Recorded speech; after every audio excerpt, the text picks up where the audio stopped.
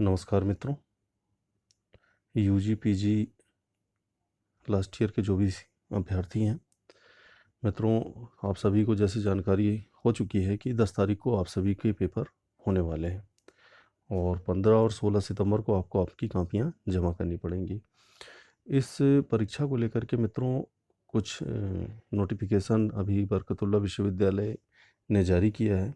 हर education की भी यही गाइडलाइन है, सभी के लिए गाइडलाइन रहेगी और सभी विश्वविद्यालय के पोर्टल पर भी ये जानकारी दी गई है। तो ये जो जानकारी मैं बता रहा हूँ मित्रों, ये सभी के लिए है, जितने भी विश्वविद्यालय हैं। आइए देखते हैं कि वो क्या है जानकारी और आंसर शीट का क्या रहेगा आपका प्रारूप। आइए देखते हैं एक बार। सबसे पहले मित्रों मैं आपको आंसर शीट का जो प्रथम पृष्ठ है उसका जो पीडीएफ है वो बरकतुल्लाह की साइट पर अपलोड कर दिया गया है और भी जो भी अदर यूनिवर्सिटीज़ के जो स्टूडेंट हैं वे भी अपनी यूनिवर्सिटी की साइट पर खोलें। ये प्रारूप आपको मिलेगा और इस प्रारूप के साथ साथ आपको एक प्रारूप और मिलेगा जो इस प्रकार का रहेगा। ये रिसीविंग प्रारूप है। जब आप कापियाँ अपनी जमा करेंगे तो ये प्रारूप आपको जो संबंधित जो आपका जहाँ कापियाँ जमा करेंगे जो सेंटर रहेगा वो आपको पावती के रूप में इस पर हस्ताक्षर करके और आपका कापी विषय सब्जेक्ट कौन सी स्ट्रीम के हैं आपको पावती के रूप में देगा। और ये जो पृष्ठ है ये आपको अपनी कापी के प्रथम पृष्ठ पर चिपकाना पड़ेगा या आपको इसको स्टेपल करना पड़ेगा। कापियाँ आपको कैसे बनानी है मित्रों, इसका भी शेड्यूल जारी कर दिया गया है। आइए देखते हैं। ये रही मित्रों वो जानकारी। विश्वविद्यालय द्वारा उत्तर पुस्तिका के प्रथम पृष्ठ का प्रारूप विश्वविद्यालय की वेबसाइट पर अपलोड कर दिया गया है। आपको जाकर के प्रिंट आउट निकालना पड़ेगा। जितने भी सब्जेक्ट हैं मित्रों उससे एक दो ज़्यादा ही आप लोग प्रिंट आउट निकालें और उक्त प्रारूप को डाउनलोड करके उसमें लिखित सभी कॉलम की पूर्ति करने के उपरांत उसे अपनी पुस्तिका के प्रथम पृष्ठ के रूप में संलग्न करना होगा मित्रों। मतलब जो आपका प्रारूप रहेगा वो भी एक पृष्ठ के रूप में गिना जाएगा। इतना ध्यान रखिएगा आप मित्रों। आप जो प्रारूप जो अभी देखा है जो प्रथम पृष्ठ का वो भी पृष्ठ क्रमांक के रूप में गिना जाएगा। उसका आगे का और पीछे का हिस्सा भी गिना जाएगा। अगर आप स्टेपल करते हैं, अगर आप पेज पर चिपकाते हैं तो पेज का दूसरा हिस्सा भी पहला और दूसरा पृष्ठ कहलाएगा। उसे अपनी उत्तर पुस्तिका के प्रथम पृष्ठ के रूप में संलग्न करना होगा। उसे मुख्य पृष्ठ सहित उत्तर पुस्तिका के कुल पृष्ठों की संख्या 8 होगी। मित्रों जो आपके टोटल पेज होंगे आंसर शीट में वो कुल 8 होंगे पृष्ठों की संख्या और कुल पेज हो जाएंगे आपके 16। 8 दूनी 16। तो इस तरीके से आपको अपनी आंसर शीट बनानी है। और आगे देखते हैं मित्रों क्या कहते हैं ये। तो कुल पृष्ठों की संख्या 8 होगी। आगे पीछे मिलाकर कुल पृष्ठ 16 होंगे। मुख्य पृष्ठ सहित उत्तर पुस्तिका A4 साइज कागज की हो। A4 साइज कागज मतलब आप उसमें लाइन वाले भी कागज यूज कर सकते हैं, लेकिन साइज आपकी A4 होना चाहिए। जो जिस साइज का आप फोटोकॉपी कराते हैं वो A4 साइज ही कहलाती है। परीक्षार्थी उत्तर पुस्तिका के मुख्य पृष्ठ पर उत्तर पुस्तिका की कुल पृष्ठ संख्या लिखित पृष्ठों की संख्या अंकित करेंगे। आप जो आंसर शीट बनाएंगे जो पहला पेज रहेगा वहाँ से प्रारंभ करना है। जो आप अभी देखे हैं जो प्रिंट आउट निकलेगा 1 2 3 4 इस तरीके से आपको अपनी आंसर शीट पर पेज क्रमांक खुद को डालना है। तो कुल 16 पृष्ठ अर्थात 8 पेज की 8 पृष्ठों की आपको कॉपी रहेगी जिसमें कुल 16 पेज रहेंगे। मित्रों आप शायद समझ गए होंगे इसको। आइए आगे देखते हैं क्या है। उत्तर पुस्तिका के सभी पृष्ठों को इकट्ठा कर साइड से 1 उंगली बराबर मोड़कर ऊपर नीचे और बीच में 3 स्टेपल लगाकर उसे उत्तर पुस्तिका के रूप में बना ले मित्रों।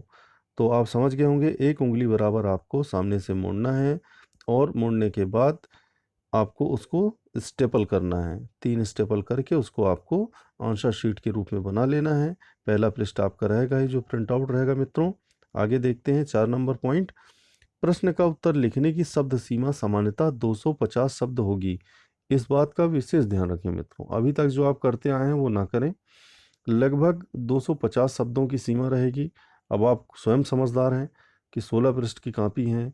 आपके प्रश्न जो आपको 10 तारीख को मिलेंगे आपके पोर्टल पर कि उनको आपको किस तरीके से इनमें रखना है। आगे की क्या है पॉइंट मित्रों, 5 नंबर पॉइंट देखते हैं। परीक्षार्थी को विश्वविद्यालय द्वारा जारी समय सारणी अनुसार प्रश्न पत्र विश्वविद्यालय की वेबसाइट में कक्षावार विषयवार उपलब्ध कराए जाएंगे। तो ये 10 तारीख को 10 सितंबर को आपको ये पेपर आपको आपकी पोर्टल पर मिल जाएंगे। प्रश्न पत्र यथासंभव SIS अर्थात स्टूडेंट इंफॉर्मेशन सिस्टम पर उपलब्ध कराए जाएंगे। परीक्षार्थी उत्तर लिखने हेतु केवल काले या नीले बॉल पॉइंट पेन का ही प्रयोग करें मित्रों। 7 नंबर पॉइंट मित्रों, समस्त परीक्षार्थियों को मुख्य पृष्ठ पर अंकित परीक्षा संबंधी निर्देशों का पालन किया जाना अनिवार्य है। जो भी उस पर आपको दिए गए हैं डायरेक्शन, आपको उसको सभी चीज़ें भरना है और उसी के अनुसार अपनी आंसर शीट तैयार करना है। 8 नंबर पॉइंट क्या कह रहा है मित्रों, स्नातक अंतिम व स्नातकोत्तर चतुर्थ सेमेस्टर मतलब UG PG के जो लास्ट ईयर के स्टूडेंट हैं की परीक्षाएं 10 सितंबर 2020 से आयोजित की जा रही है। स्वाध्यायी परीक्षार्थियों को SIS स्टूडेंट इन्फॉर्मेशन पर पंजीयन कराना अनिवार्य है। मतलब जो प्राइवेट स्टूडेंट है उनके लिए बहुत महत्वपूर्ण ये गाइडलाइन है कि आपको भी पंजीयन कराना अनिवार्य है। प्रवेश पत्र को उत्तर पुस्तिका के मुख्य पृष्ठ पर निर्धारित स्थल पर चस्पा करें या स्टेपल करें। आप लोगों को मित्रों जो फॉर्मेट दिया गया उस फॉर्मेट की जगह पर, जो फॉर्मेट अभी मैंने दिखाया सबसे पहले कॉपी का प्रथम पेज का, उसकी जगह आपको अपना जो कॉल लेटर है, जो आपका प्रवेश पत्र रहेगा, उसको आपको स्टेपल करना है या वहाँ पर चिपकाना है। तो जो आपकी कॉपी का पहला पृष्ठ रहेगा आपका एडमिट कार्ड ही रहेगा मित्रों।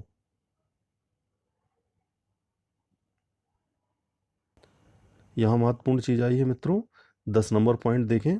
यदि प्रश्न पत्र का प्रारूप खंडों में विभाजित है, आ बा सा मतलब जैसे ABCD पार्ट होते हैं पेपर के, अगर इस तरीके से अगर आपका पेपर आता है तो प्रत्येक के लिए नवीन पृष्ठ से उत्तर लिखना प्रारंभ करें। मतलब मान के चलिए पार्ट A आपका कंप्लीट हो गया आधे पेज पर, तो पार्ट B का जो प्रश्न आपका उत्तर लिखना चालू करेंगे वो एक नए पेज से चालू करें मित्रों। मान के चलिए 6 नंबर के आधे पेज पर आपका पार्ट A एंड हुआ या पार्ट B आपका एंड हुआ उसका उत्तर, तो 6 नंबर पेज पर अगर एंड हो रहा है तो 7 नंबर पेज से आपको दूसरा प्रश्न का उत्तर लिखना चाहिए पार्ट के अनुसार। अगर पार्ट पे हो रहा है, अगर पार्ट A का ही 1 2 3 प्रश्न है तो उसी के आगे ही लिखना है आपको। पार्ट चेंज होने पर ही आपको नए पेज का इस्तेमाल करना है। 11 नंबर पॉइंट मित्रों, उत्तर पुस्तिका स्वयं लिखित होनी चाहिए। इस बात का ध्यान रखें, घर पर लिखने को मिल रहा है तो आपको ही लिखना है, अपने भाई या बहन से ना लिखवाएं कृपया करके, नहीं तो आप स्वलिखित उत्तर पुस्तिका न होने की स्थिति में आपकी परीक्षा निरस्त हो जाएगी मित्रों। परीक्षार्थी 12 नंबर पॉइंट, परीक्षार्थी विश्वविद्यालय द्वारा निर्धारित समय अवधि में उत्तर पुस्तिका निकटतम संग्रहण केंद्र में जमा करना सुनिश्चित करें। मित्रों आप लोगों को मैं बताना चाहता हूं कि अभी थोड़ी ही देर पहले संग्रहण केंद्रों की जो लिस्ट है बरकतुल्लाह विश्वविद्यालय के अधीन जो भी कॉलेजेस हैं वो वेबसाइट पर अपलोड कर दी गई है।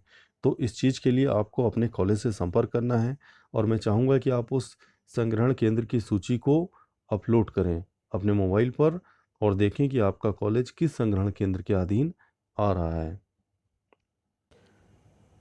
सबसे महत्वपूर्ण चीज़ मित्रों 13 नंबर पॉइंट, परीक्षार्थी जिस जिले के महाविद्यालय में सम्मिलित हो रहे हैं उसी जिले के निर्धारित संग्रहण केंद्र में उत्तर पुस्तिका जमा करेंगे। क्या बोला मित्रों कि जिस जिले के महाविद्यालय, अगर आप मान के चलिए कि भोपाल के ही किसी महाविद्यालय या कॉलेज के आप स्टूडेंट हैं, भले आप कहीं पर भी हैं, आपको भोपाल के ही जो संग्रहण केंद्र है वहीं पर ही आपको कॉपी जमा करनी पड़ेगी। मतलब मान के चलिए कि भोपाल का एक कॉलेज है, आप इस कॉलेज के स्टूडेंट हैं और आप कहीं बाहर पड़े हुए हैं, दूसरे स्टेट में पड़े हुए हैं, तो यहाँ का जो भी संग्रहण केंद्र है उसकी सूची अपलोड कर दी गई है मित्रों। आप मोबाइल से बरकतुल्लाह की साइट पर जा करके वो संग्रहण केंद्र की सूची डाउनलोड करें। अभी हाल फिलहाल में ही ये डाउनलोड की गई है। तो आपको उसी एड्रेस पर अपने कॉलेज से भी संपर्क करें, थोड़ा क्लियर कर लें क्योंकि कॉपी आपको बाहर पोस्ट से भेजनी है तो उसी एड्रेस पर ही आपको भेजनी पड़ेगी, भोपाल के संग्रहण केंद्र जिसके अधीन आपका कॉलेज आता है।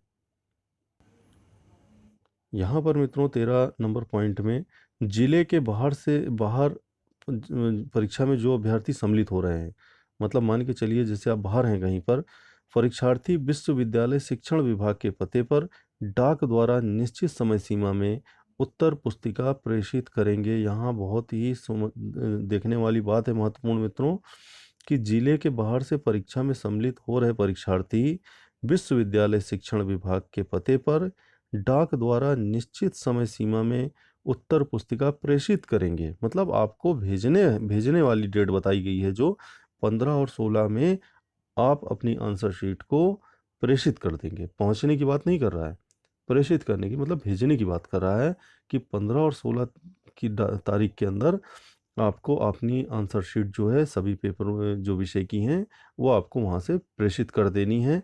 कहाँ पर? जो भी संग्रहण केंद्र है अपने कॉलेज से आप संपर्क करें। और संग्रहण केंद्रों की सूची मित्रों मैं पुनः बता रहा हूँ, अभी थोड़ी देर ही पहले बरकतुल्लाह विश्वविद्यालय की साइट पर अपलोड कर दी गई है, जो बीयू के अधीन जितने भी कॉलेजेस हैं। 14 नंबर पॉइंट मित्रों, अग्रणी महाविद्यालय का डाक पता पोस्टल एड्रेस संबंधित महाविद्यालय विश्वविद्यालय की वेबसाइट पर उपलब्ध रहेंगे और उपलब्ध हो भी गया है मित्रों। मैं अभी इस चीज़ का मैंने कन्फर्मेशन किया है, मैं आपको बताऊंगा अभी। 15 नंबर, संग्रहण केंद्र की सूची अग्रणी महाविद्यालय एवं विश्वविद्यालय की वेबसाइट पर प्रदर्शित कर दी गई है। 16 नंबर पॉइंट, समस्त परीक्षार्थियों को असाइनमेंट का प्रश्न पत्र संबंधित महाविद्यालय के पोर्टल पर परीक्षार्थी के ईमेल पर उपलब्ध कराया जाएगा। जो आपका असाइनमेंट का जो प्रश्न पत्र है मित्रों, यहाँ पर मैं बताना चाहूँगा कि उसको भी आपके जो वेबसाइट है, आपकी जो ईमेल है, उस पर आपको उपलब्ध कराया जाएगा, पोर्टल पर भी उपलब्ध कराया जाएगा। 17 नंबर पॉइंट, परीक्षार्थियों को SIS स्टूडेंट इंफॉर्मेशन सिस्टम के माध्यम से प्रवेश पत्र डाउनलोड करने में कठिनाई हो रही है तो महाविद्यालय से प्राप्त करें या विश्वविद्यालय द्वारा स्थापित परीक्षा कंट्रोल रूम से संपर्क करें। मित्रों, अगर आप लोकल के हैं या अपने कॉलेज से जहाँ पर भी हैं आपका कॉलेज, वहाँ के अगर आप लोकल में हैं तो आप अपने कॉलेज से भी अपना एडमिट कार्ड ले सकते हैं। अगर आपको डाउनलोड करने में एडमिट कार्ड, प्रवेश पत्र जो होता है आपका परीक्षा का, उसको डाउनलोड करने में आपको कठिनाई हो रही है तो, या फिर आप विश्वविद्यालय से भी ले सकते हैं। तो ये सुविधा आपको जो है हायर एजुकेशन द्वारा उपलब्ध कराई गई है। 18 नंबर पॉइंट, जिन पाठ्यक्रमों में आंतरिक मूल्यांकन नहीं है उनका असाइनमेंट पद्धति से मूल्यांकन कराया जाए। 19वां पॉइंट, समय समय पर विश्वविद्यालय की वेबसाइट पर सूचना जारी की जाएगी। विश्वविद्यालय की वेबसाइट का अवलोकन करते रहें मित्रों, इस बात का विशेष ध्यान रखें। अपनी जो यूनिवर्सिटी की लीगल वेबसाइट है मित्रों, उसका अवलोकन जरूर करें आप।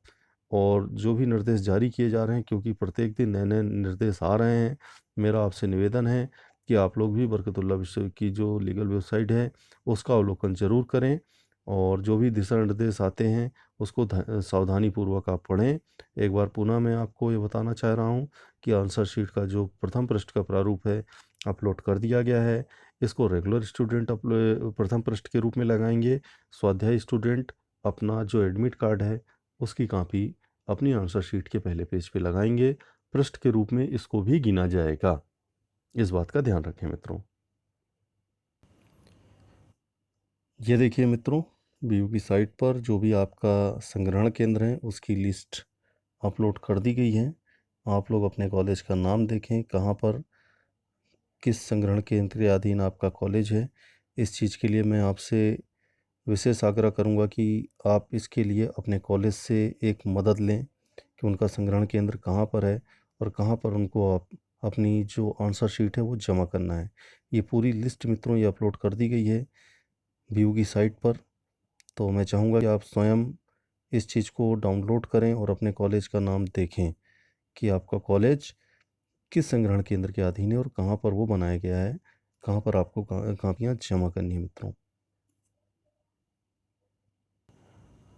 तो ये एक सूचना थी मित्रों SIS पद्धति के तहत जो लास्ट ईयर के UG PG के एग्ज़ाम हो रहे हैं उनके लिए। अब ज़्यादा दिन बचा नहीं है, 10 तारीख को उनकी परीक्षा है। सारे पेपर अपलोड हो जाएंगे मित्रों। और मित्रों, मेरे जो BEd के अभ्यर्थी हैं उनके लिए भी मैं बताना चाहूँगा, अगर उनको सब्जेक्ट को लेकर के कोई संशय है तो आप अपना टाइम टेबल वेबसाइट पर आ चुका है, उसे डाउनलोड कर लें।